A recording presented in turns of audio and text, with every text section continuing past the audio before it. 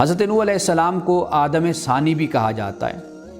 اور بعد کہتے ہیں کہ حضرت ادریس حضرت نوح سے پہلے ہیں، لیکن جو نقطہ نظر مشہور ہے اور معلوم ہے وہ یہی ہے کہ حضرت نوح علیہ السلام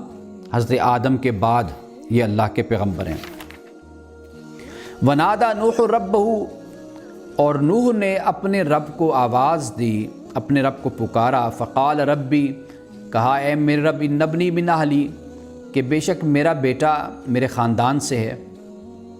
چونکہ اللہ پاک نے فرمایا تھا نا کہ جو ایمان لائے اور جو تیرے خاندان سے ہیں اور جو جانور ہیں ان کے جوڑے وہ کشتی میں تم بٹھا لو۔ تو حضرت نوح علیہ السلام نے عرض کی کہ مولا ان ابنی من اہلی، کہ میرا بیٹا تو میرے خاندان سے،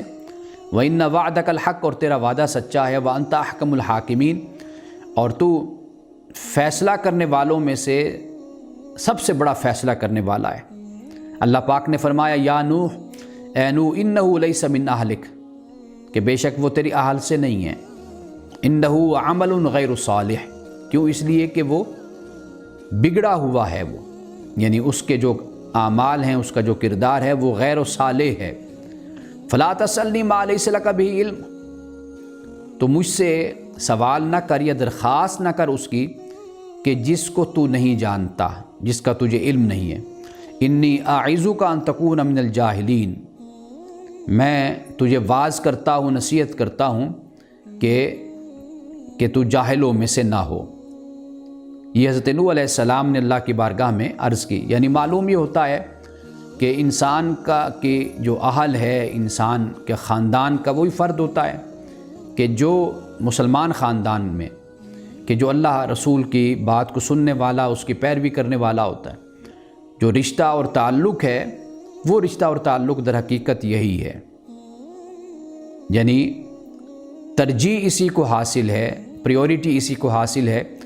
کہ انسان کا سب سے بڑا رشتہ اور تعلق وہ دین کا اور اسلام کا تعلق ہوتا ہے۔ آپ دیکھ لیجئے کہ حضرت بلال کہاں سے آئے اور حضرت صہیب رومی کہاں سے آئے، سلمان فارسی کہاں سے آئے، لیکن ان کو جو مقام اور مرتبہ اسلام میں حاصل ہے، حالانکہ ابو جہل، ابو لہب، یہ سب رسول اللہ صلی اللہ علیہ وسلم کے رشتہ دار ہیں اور قریبی رشتہ دار ہیں، لیکن ان کو یہ مرتبہ اہل ہونے کا یہ حاصل تو نہیں ہو سکا۔ تو یہ اسلام کی یہ تعلیم ہے کہ اصل انسان کی قدر اور اس سے اپنائیت جو ہوتی ہے وہ اسی بنیاد پر ہوتی ہے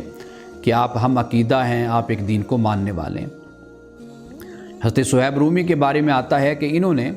سیدنا فاروق اعظم رضی اللہ تعالیٰ عنہ کا جنازہ پڑھایا تھا، حالانکہ روم سے آئے تھے، غلام تھے، سلمان فارسی فارس سے آئے تھے، اور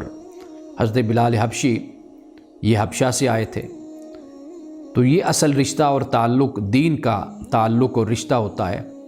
یہاں پہ قرآن پاک نے اسی بات کو بیان کیا، اور پیغمبر کا تو مقام اور مرتبہ کچھ اس طرح ہے کہ اللہ سبحانہ و تعالیٰ انہیں اپنا پیغام دے کر اور انہیں نبوت اور رسالت عطا فرماتا ہے، تو ان کی اصلاح اسی وقت اللہ سبحانہ و تعالیٰ فرما دیتا ہے۔ اب دیکھیے کہ حضرت نوح علیہ السلام نے فوراً اللہ کی بارگاہ میں کیا عرض کی، کہا ربی انی اعوذ بک، اے میرے رب بے شک میں تیری پناہ مانگتا ہوں، ان اسألک ما لیس لی بھی علم، کہ میں تجھ سے وہ مانگوں یا وہ سوال کروں کہ جس کا مجھے علم نہ ہو، وَإِلَّا تَغْفِرْ لِي وَتَرْحَمْنِي أَكُن مِّنَ الْخَاسِرِينَ، اگر تو نے مجھے معاف نہ کیا اور تو نے رحم نہ فرمایا تو میں برباد ہو جاؤں گا۔ یہ ہے معاملہ، یعنی مومن غیر نبی کا تو معاملہ یہ ہے کہ قرآن پاک بیان کرتا ہے کہ جب بھی جہالت میں تم سے کوئی غلطی ہو جاتی، یعنی جہالت سے مراد طیش میں، غصے میں اور جذبات سے مغلوب ہو کر یا نفسیاتی کوئی کیفیت میں، تو پھر فوراً جو لوگ پلٹ آتے ہیں اللہ کی بارگاہ میں، اللہ فرماتا ہے کہ ان کے لیے مجھ پر لازم ہے کہ میں ان کی توبہ کو قبول کروں۔ تو پیغمبرانہ مقام اور مرتبہ یہ ہے کہ یہ فوراً ہی خدا کی بارگاہ میں آتے ہیں اور اللہ کی بارگاہ میں یہی عرض کرتے ہیں، مولا اگر تو نے مجھے معاف نہ کیا اور مجھ پر تو نے رحم نہ کیا تو میں پھر ناکام و نامراد لوگوں میں سے ہو جاؤں گا۔ حضرت آدم علیہ السلام کو بھی اللہ پاک نے وہ جو کلمات سکھائے تھے وہ کلمات یہی تھے، ربنا ظلمنا انفسنا